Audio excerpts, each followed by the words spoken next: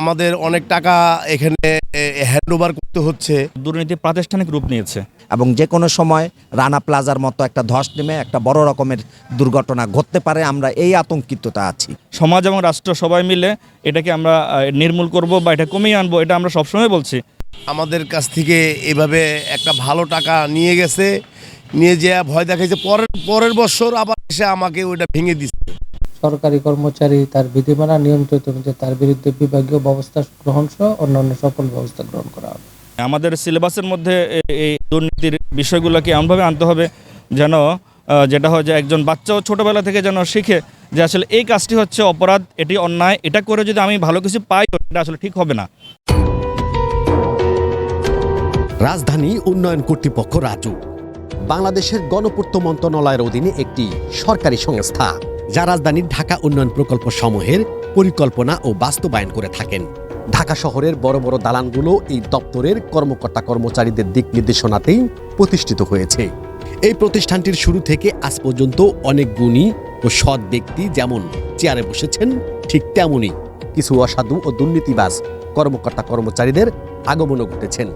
মোহাম্মদ বদিউর রহমান, গ্রামের বাড়ি গোপালগঞ্জ জেলার মোকসেদপুর উপজেলায়, পেশায় একজন সরকারি চাকরিজীবী, নিয়োজিত আছেন রাজধানী উন্নয়ন কর্তৃপক্ষ রাজুকে, পদবি কম্পিউটার অপারেটর, বেতন পান 26,276 টাকা।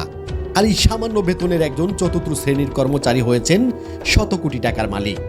আর সেই কালো টাকাকে সাদা করার লক্ষ্যে গড়েছেন এমবি হোল্ডিংস নামে একটি ডেভেলপার কোম্পানি। রাজুকের ক্ষমতার অপব্যবহার করে ইচ্ছে মতো ভবনের অনুমোদন নিয়ে দেদারসে চালিয়ে যাচ্ছেন তার ব্যবসায়িক কার্যক্রম।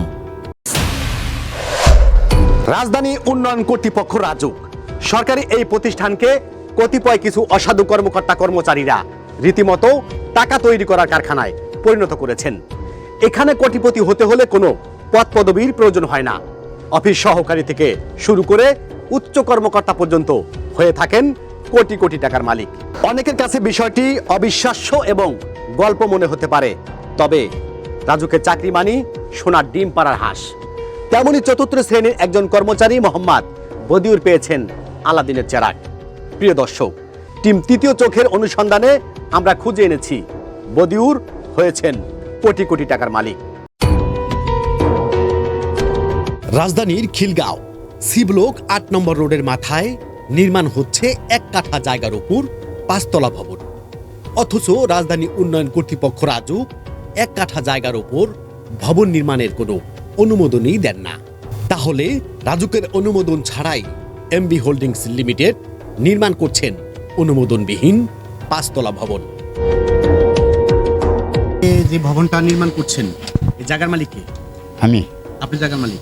এখানে কতটুকু জায়গা আছে? 1 কাঠা। এই 1 কাঠা জায়গা এই আপনারা কোন ডেভেলপার কোম্পানি দিয়েছেন?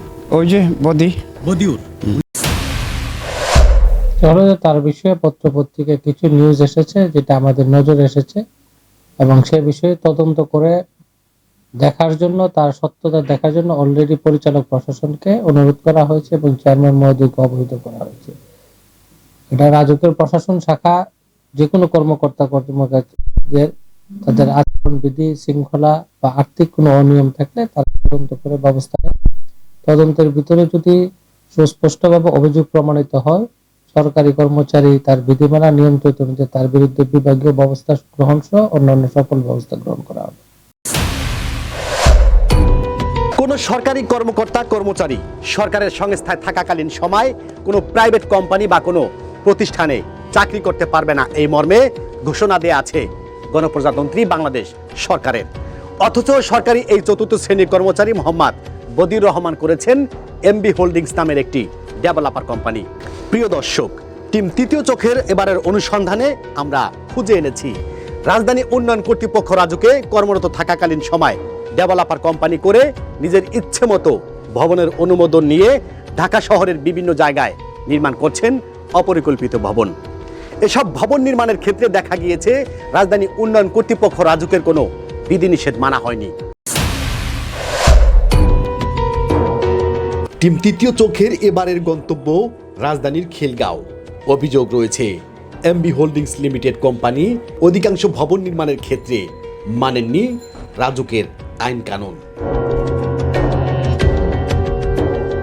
খিলগাঁও বি ব্লকে 9 তলা এই ভবনটি নির্মাণ করেছেন এমবি হোল্ডিংস লিমিটেড, যার মালিক মোহাম্মদ বদিউর রহমান।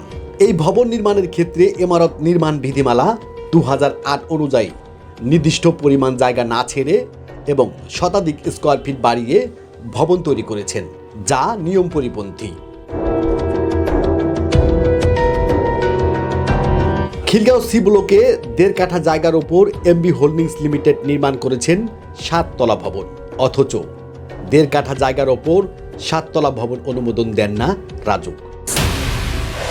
নর্মালি 1.5 কাঠা জমির ভিতরে 7 তলা ভবন অনুমোদন পাওয়ার কথা না, সেক্ষেত্রে ম্যাক্সিমাম হয়তো 5 থেকে 6 তলা পাওয়ার কথা। যদি এই ধরনের কোনো সুনির্দিষ্ট কোনো হোল্ডিং নাম্বার থাকে, সেটা আমাদের বরাবর আবেদন দিয়ে আপনি অবহিত করতে পারেন।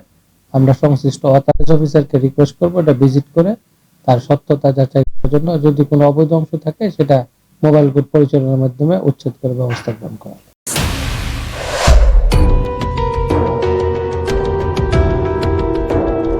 আমরা এবার মুখোমুখি হতে চাই এমবি হোল্ডিংস লিমিটেডের মালিক মোহাম্মদ বদিউর রহমানের সাথে। জানতে চাই ভবন নির্মাণের ক্ষেত্রে অনিয়ম, দুর্নীতি এবং কি সরকারি চাকরি থাকাকালীন সময় কিভাবে এমবি হোল্ডিংস ডেভেলপার কোম্পানি করে নিয়ম বহির্ভূত ভবন নির্মাণ করছেন। এখন কেউ নাই? ও আচ্ছা, না আমি আপনার অফিসের সামনে আসছিলাম তো, এই জন্য আর কি ফোন দিলাম ভাই।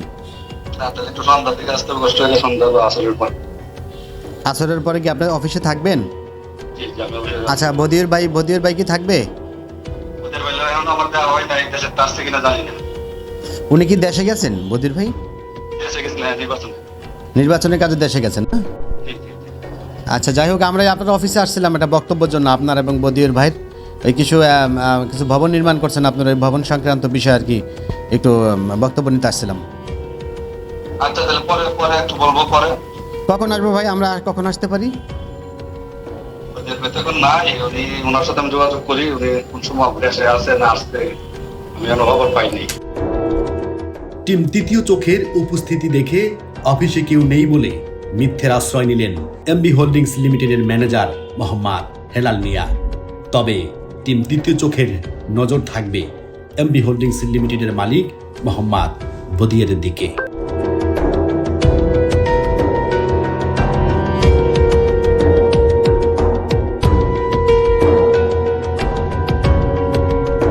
আমাদের যারা টাকা খাওয়াইতে পারতেছে, টাকা দিতে পারতেছে, বৃহত্তম আকারে টাকা দিতে পারতেছে, এরা ভালো ভালো প্ল্যান পাচ্ছে। 1.5 কাঠার 7 কাঠা, 3 কাঠার ভিতরে 10 তলা।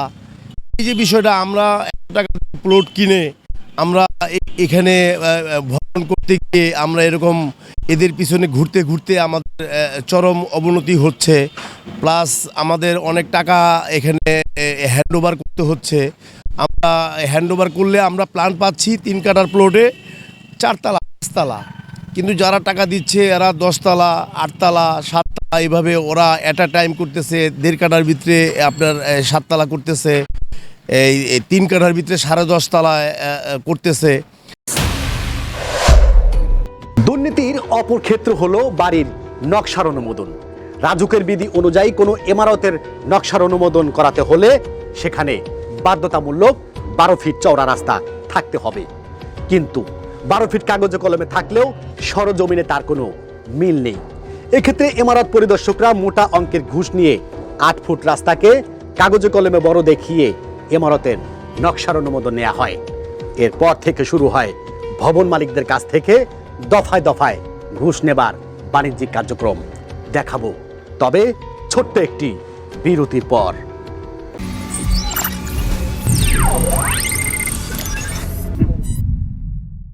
আমরা সকলে জানি ভবন নির্মাণের ক্ষেত্রে রাজুকের কিছু বিধিনিষেধ রয়েছে। ভবনের চারপাশে কি পরিমাণ খালি জায়গা রাখতে হবে, গাড়ি পার্কিংয়ের ব্যবস্থা কি হবে, ভিত্তিপ্রস্তর অনুযায়ী ভবনটি কয়তলা হবে, সব কিছুরই সুনির্দিষ্ট উল্লেখ রয়েছে বিধিমালায়। অথচ এই বিধিমালা তোয়াক্কা না করে রাজুকের কিছু অসাধু কর্মকর্তা কর্মচারীদের ম্যানেজ করে নির্মাণ করছেন এসব অপরিকল্পিত ভবন। টিম তৃতীয় চোখের এবারের অনুসন্ধানে আমরা খুঁজে এনেছি কিছু নিয়ম বহির্ভূত ভবনের চিত্র।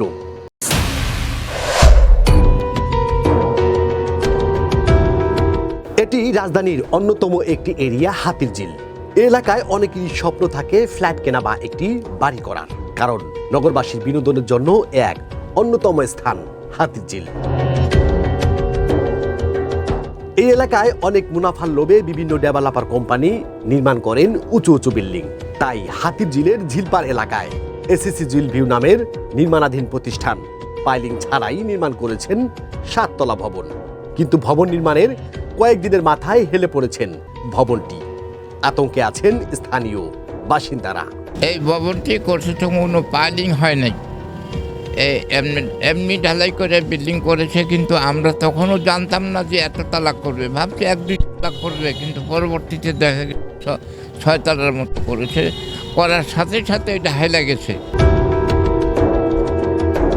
এলাকাবাসীদের অভিযোগে জানা যায়, আজ থেকে 4 বছর আগে এসএসসি ঝিল ভিউ ডেভেলপার কোম্পানি কোনো রকম পাইলিং ছাড়াই নাকি নির্মাণ করেছেন এই ভবন।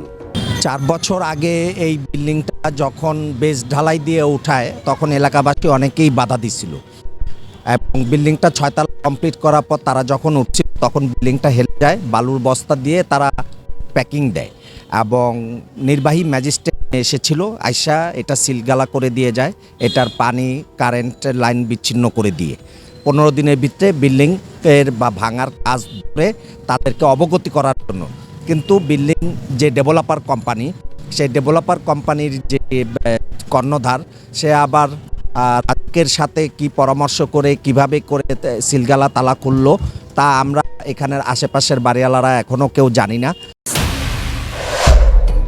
টিম তৃতীয় চোখের অনুসন্ধানে দেখা গিয়েছে, রাজধানীর বিভিন্ন এলাকায় ভবন নির্মাণের ক্ষেত্রে শ্রমিক ও পথচারীদের নিরাপত্তায় বাংলাদেশ জাতীয় ইমারত নির্মাণ বিধিমালা মানছে না অনেক ভবন মালিক ও নির্মাণাধীন প্রতিষ্ঠান। ফলে প্রতিনিয়ত ঘটে যাচ্ছে কোনো না কোনো ছোট বড় ঘটনা। এরকম অনেক অভিযোগ রয়েছে আমাদের কাছে। প্রিয় দর্শক, এবার আমরা যেতে চাই রাজধানীর বনশ্রী এলাকায়, দেখতে চাই এবং দেখাতে চাই নির্মাণাধীন ভবনের নিরাপত্তার ব্যবস্থা কি নেওয়া হয়েছে। রামপুরা বনশ্রী। টিম তৃতীয় চোখের নজর পড়ে নির্মাণাধীন একটি ভবনের ওপর। দেখা যাচ্ছে কোনো রকম নিরাপত্তা বেষ্টনী ছাড়াই নির্মাণ কাজ চালিয়ে যাচ্ছেন ভবন মালিক।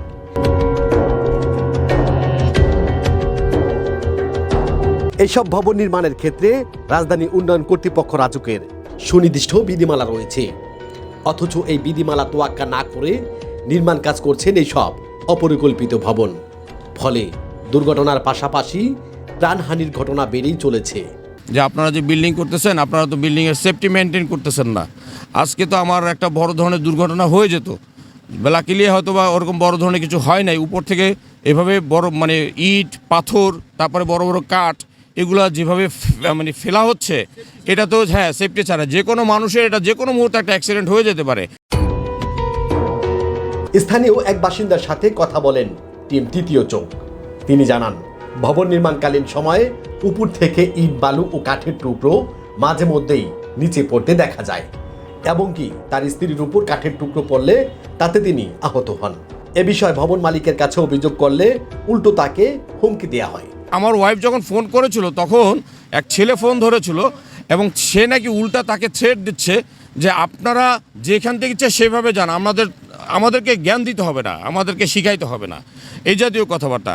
এবং ওয়াইফকে যখন ফোন করা হয়েছে তখন সে বলতেছে আপনার গায়ে তো পড়ে নাই, আমি তো সিসি ক্যামেরায় দেখছি আপনার গায়ে তো পড়ে নাই।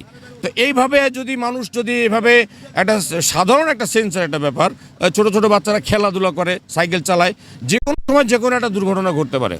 আপনাদের মিডিয়ার কাছে একটা অনুরোধ থাকবে, এই জাতীয় ঘটনাগুলো যেন পুনরাবৃত্তি না হয়, এবং সবাই জানে বিল্ডিং যখন করবে তখন যেন আগে সেফটি মেনটেন করে মানুষের সিকিউরিটির জন্য তারা এভাবে মানে প্রোভাইড করতে পারে, দেন তারা যেন বিল্ডিংগুলোর কাজগুলো হাত দেয়। সেটা যদি আপনাদের কাছে সুনির্দিষ্ট অভিযোগ থাকে আমাদের সংশ্লিষ্ট অথরাইজ অফিসারকে অবহিত করবেন। তাদের কাছে প্রতিকার না পেলে আমাদের সদস্য উন্নয়ন নিয়ন্ত্রণ আছে, তার কাছে প্রতিকার দিবেন। সেখানেও প্রতিকার না পেলে চেয়ারম্যান মহোদয়কে আপনারা এটা দিতে পারেন। নিশ্চয়ই চেয়ারম্যান মহোদয় এটা অবহিত হলে সে বিষয়ে কার্যকর ব্যবস্থা গ্রহণ করবে, এবং রাজধানী কর্তৃপক্ষ সেটা আমরা একটা নতুন একটা ব্যবস্থা গ্রহণ করছি যে কোনো এলাকায় কোনো ইন্সপেক্টর তার দায়িত্বকালীন সময় যদি কোনো অবৈধ বিভাগ নির্মাণ হয়, তার ভবন মালিক এবং ওখানে নিয়োজিত প্রকৌশলী স্থপতি যেমন জড়িত থাকবে, ওই এলাকার সংশ্লিষ্ট তদারকিকারী ইমারত পরিদর্শকও সমানভাবে অপরাধী হিসেবে ব্যবস্থা গ্রহণ করা হবে। সে বিষয়ে আমরা ইতিমধ্যে আইন ও সংশোধনের উদ্যোগ গ্রহণ করেছি। আমাদের সরকারি কর্মচারীরা যারা শত কোটি টাকার মালিক হন, পরবর্তীতে দেখা যায় তার বাড়ি গাড়ি বা এ ধরনের বিষয়গুলো জিজ্ঞেস করা হলে অমুক শ্বশুর দিয়েছে, অমুক আত্মীয় স্বজন দিয়েছে এবং শ্যালক দিয়েছে, গিফট দিয়েছে, এ ধরনের বিষয়গুলো সবসময় চলে আসেন। তো দেখা গেলো কি ওনার যখন বিয়ে হয় তখন শ্বশুর অত সম্পদশালী থাকেন না, কিন্তু পরবর্তীতে একসময় শ্বশুর সম্পদশালী হয়ে পড়েন এবং বিভিন্ন সময় গাড়ি বাড়ি সহ মূল্যবান অনেক কিছু ওনাদের গিফট করেন, যেটা আসলেই তদন্তের দাবি রাখে বলে আমি বিশ্বাস করি বা মনে করি। এগুলোর জন্য আমাদের আইন আছে, দুর্নীতি দমন কমিশন আছে, ট্রান্সপারেন্সি ইন্টারন্যাশনাল বা টিআইবি, বাংলাদেশে যারা কাজ করেন টিআইবি তারা আছেন। ধারা 5(2) সেকশন 5(2)তে আছে এই সরকারি কর্মচারী কর্মকর্তা তারা যদি এমন ধরনের কোনো করাপশন করে জড়িয়ে পড়ে, সে আইন অনুযায়ী 7 বছরের সাজার বিধান প্লাস অর্থদণ্ড। অর্থদণ্ড কত হবে সেটা কিন্তু আইনের মধ্যে উল্লেখ নাই, অর্থদণ্ড। আরেকটা জিনিস হচ্ছে যে যেই সম্পত্তিগুলা অবৈধভাবে অর্জন করা হয়েছে বলে মনে করবে কোর্ট, তাহলে এই পুরা সম্পত্তিটাই কোর্ট রাষ্ট্র অনুকূলে বাজেয়াপ্ত করতে পারবে। এটা হচ্ছে পুরাতন আইন। 2004 সালে আমাদের দেশে দুর্নীতি দমন কমিশন আইন পাশ হয়েছে এবং স্বাধীন কমিশন হয়েছে। এখন সেই আইনের 27 ধারাতে স্পষ্টভাবে বলা আছে যে কেউ যদি নিজের পক্ষে নিজে অথবা নিজের পক্ষে অন্যের দ্বারা এমন কোনো সম্পত্তি এমন কোনো সম্পদ সে অর্জন করে যেটার আসলে সে কোনো গ্রহণযোগ্য ব্যাখ্যা দিতে পারে না কোর্টে, তাহলে কোর্ট ধরে নেবে যে সে অবৈধ উপায়ে দুর্নীতি করেই এই সম্পদ অর্জন করেছে। এবং এর জন্য পানিশমেন্ট কি? পানিশমেন্ট হচ্ছে 10 বছরের কারাদণ্ড প্লাস অর্থদণ্ড। অর্থদণ্ড কত হবে সেটা কোর্ট নিরূপণ করবে, এখানেও বলা হয়নি। আর একইভাবে যে সম্পদগুলা অবৈধভাবে অর্জন করেছে বলে মনে করবে কোর্ট, এই সমস্ত সম্পদ রাষ্ট্র অনুকূলে কোর্ট বাজেয়াপ্ত করবে। টিম তৃতীয় চোখের অনুসন্ধানে দেখা গিয়েছে রাজুকে প্রায় অনেক দপ্তরেই দুর্নীতি আর লুটপাটের একটি স্বর্গরাজ্যে পরিণত করেছেন। প্রতিষ্ঠানটির ঊর্ধ্বতন কর্মকর্তা থেকে শুরু করে পিয়ন পর্যন্ত অনেকেই কোনো না কোনো পর্যায়ে দুর্নীতি ও অনিয়ম লুটপাটের সঙ্গে জড়িত হয়ে আছে। রাজুকের কিছু দুর্নীতিবাজ কর্মকর্তা কর্মচারীরা লাখ লাখ টাকা ঘুষ নিয়ে হাজার হাজার নিয়ম বহির্ভূত ভবন তৈরিতে সহায়তা করে আসছেন। ফলে রাজধানী ঢাকা একটি অপরিকল্পিত নগরে পরিণত হচ্ছে। টিম তৃতীয় চোখের অনুসন্ধানে আমরা খুঁজে পেয়েছি এসব দুর্নীতিবাজেরা কোটি কোটি টাকা দুর্নীতি করে গড়েছেন সম্পদের এক মহাসাগর। আবার কেউ কেউ গড়েছেন নিজ গ্রামে ডুপ্লেক্স আলিশান বাড়ি, ব্যাংক ব্যালেন্স সহ গাড়ি বাড়ি, এবং কি কোনো কোনো কর্মকর্তা কর্মচারীরা আড়ালে আবডালে করেছেন ডেভেলপার কোম্পানি। এভাবে কোনো না কোনো মাধ্যমে হাতিয়ে নিচ্ছে রাজুক নামক এই প্রতিষ্ঠান থেকে কোটি কোটি টাকা। অন্যদিকে নগরবাসীকে করে রেখেছে জিম্মি। টিম তৃতীয় চোখ নজর রাখবে এসব দুর্নীতিবাজদের দিকে। প্রিয় দর্শক, এবার বিদায় নেবার পালা। তবে একটি কথা বলতে চাই, আপনার চারপাশে ঘটে যাওয়া এমন কোনো সুনির্দিষ্ট তথ্য থাকলে আমাদেরকে জানান, আমরা পৌঁছে যাব আপনার কাছে ঠিক আপনার পাশে। খোদা হাফেজ।